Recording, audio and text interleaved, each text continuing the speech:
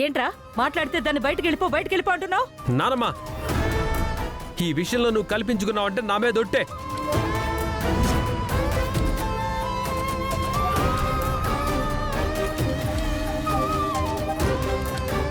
చరణ్, నానా, ఎవరేం చెప్పినా నేను వినదలుచుకోలేదు. దీన్ని మూర్ఖత్వం అంటారా?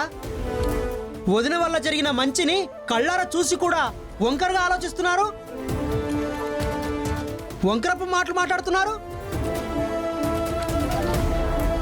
ఇదంతా కావాలని చేసిందని నిందలు వేస్తున్నారు. దుర్మార్గం రా ఇది. అవునరా, మేము దుర్మార్గులమే, కానీ ఇది ఉత్తమురాలు కదా. ఈ విషయంలో నువ్వు కల్పించుకున్నావంటే మన ఇద్దరి మధ్య ఉన్న అన్నదమ్ముల బంధం కూడా తెగిపోద్ది.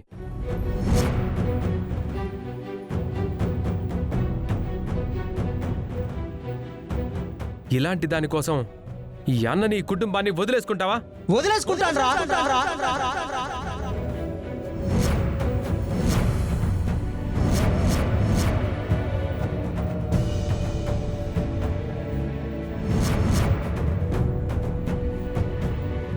చంటి, ఏం మాట్లాడుతున్నావు? నా కోసం నువ్వు ఈ కుటుంబానికి దూరం కావద్దు, నా చెల్లెలకి దూరం కావద్దు. నేననే దాన్ని ఇంట్లో ఉండడం ఎవరికి ఇష్టం లేదు. దానికి ఒక కారణం కావాలి. ఇవాళ ఒక కారణం దొరికింది. దానికి కావాల్సినంత బలం చేకూర్చుకుంటున్నారు. నన్ను బయటికి పంపించడానికి వీళ్ళందరూ కలిసి ఇంత శ్రమ పడాల్సిన అవసరం లేదు. నేనే వెళ్ళిపోతాను.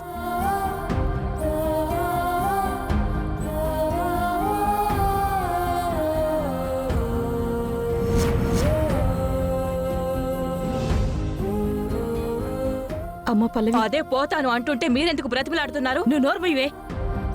బంగారు, వద్దు. నా కోసం ఎవరితోనూ గొడవలు పడొద్దు. ప్రేమ లేని చోట మంచి చేసినా చెడుగానే కనిపిస్తుంది. కట్టుకున్న వాడికే నేను ఇక్కడుండడం ఇష్టం లేనప్పుడు ఇంకెవరిని మెప్పించి ఎవరి కోసం ఇక్కడ ఉండాలి? వెళ్ళిపోతాను. కానీ నాకు తెలిసినంత వరకు నేను మీ అందరినీ కాపాడుకోవడానికి ప్రయత్నించాను. ఈ ఇంటి కోడలుగా ఇప్పటి వరకు మీ పరువుని, ఈ ఇంటి మర్యాదని కాపాడడానికే ఏ పనైనా చేశాను. నా దురదృష్టం, నేను మీ అందరికీ దోషిలా కనిపిస్తున్నాను. వెళ్ళిపోతానండి. ఇప్పుడే, ఇక్కడి నుంచి ఇప్పుడే వెళ్ళిపోతాను.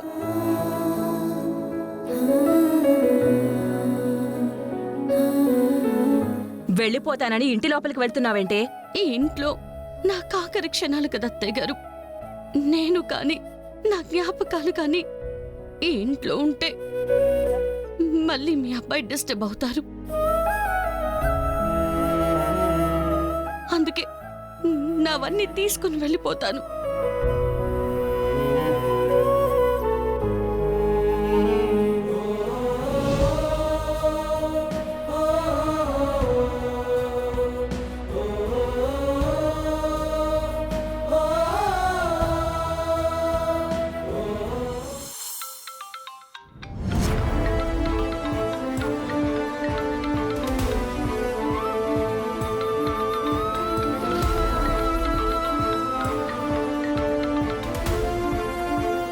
హలో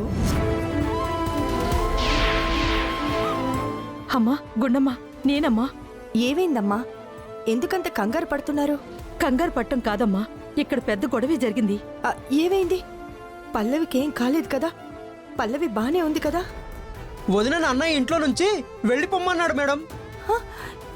ఇంట్లో నుంచి వెళ్ళిపోమ్మన్నాడా? ఎందుకు? తనేం తప్పు చేసింది?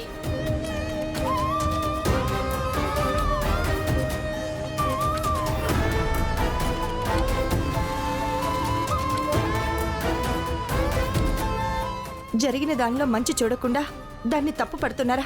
అసలు ఏంటండి మీ ఇంట్లో మనుషులు? ఏం చెప్పమంటావమ్మా? నా కోడలు మూర్ఖురాలు. దాని కడుపును పుట్టాడుగా, దాంతో పాటు సావాసం చేస్తున్నాడుగా. అందుకే దాని మూర్ఖత్వంలో కొన్ని నా మనవడికి కూడా వచ్చాయి. వాళ్ళమ్మ ఏం చెప్తే అదే వేదం అనుకుంటున్నాడు. వాడి నమ్మిందే నిజం అనుకుంటున్నాడు. మరి పెద్దవాళ్ళు మీరుండి ఏం చేస్తున్నారండి? అక్కడికి నానమ్మ నాన్న అందరూ ఆపే ప్రయత్నం చేశారు మేడం. కానీ అన్నయ్య ఎవరి మాట వినడం లేదు. దానికి తోడు మంచి చేసినా చెడు చేశావని అవమానిస్తున్నారు అని వదిన ఇంట్లో నుంచి వెళ్ళిపోతాను అని నిర్ణయం తీసుకుంది. తను ఇప్పుడు మా మాట వినే పరిస్థితిలో లేదు. అందుకే మీకు కాల్ చేశాం. మీరే తనకి ఎలాగైనా నచ్చ చెప్పాలి మేడం. నేనా? అవునమ్మా. అది కాదండి, నా ఊసంటేనే మీ కోడలికి నచ్చదు. నేను పల్లవితో మాట్లాడితే తను అస్సలు సహించలేదు. ఇలాంటి పరిస్థితుల్లో నేను తనకెలా చెప్పగలను, వాళ్ళకెలా చెప్పగలను? అదంతా మాకు తెలియదు మేడం. మీరే ఏదో ఒకటి చెయ్యాలి. అమ్మా, చిన్నదానివైనా నీకు దండం పెడతానమ్మా. నా మనవరాల జీవితం కాపాడమ్మా. అయ్యో, మీరలా మాట్లాడకండి. సరే, నేనే ఏదో ఒకటి చేస్తాను. మంచిదమ్మా.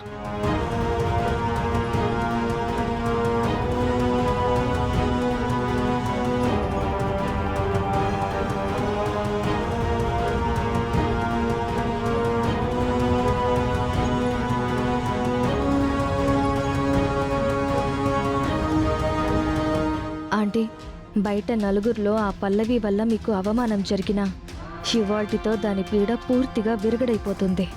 అవునే, ఇదివరకు ఎన్నిసార్లు ప్రయత్నించాం. ఒకసారి దాన్ని ఇంటి నుంచి బయటకు గెంటేశాం. కానీ అది తిరిగొచ్చి ఇంట్లో కూర్చుంది. ఇప్పుడు ఆ అవకాశమే లేదు.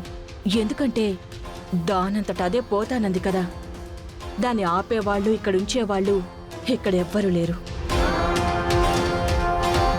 అమ్మా, అమ్మాయి వెళ్ళిపోతుందని గుండమ్మకు ఫోన్ చేశానన్నారుగా? చేసావురా, జరిగిందంతా చెప్పాం.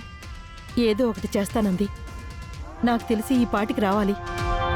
వీళ్ళకి నయానో భయానో నచ్చజెప్పి తననిక్కడే ఉంచేలా చేస్తుందిరా. నాకా నమ్మకం ఉంది.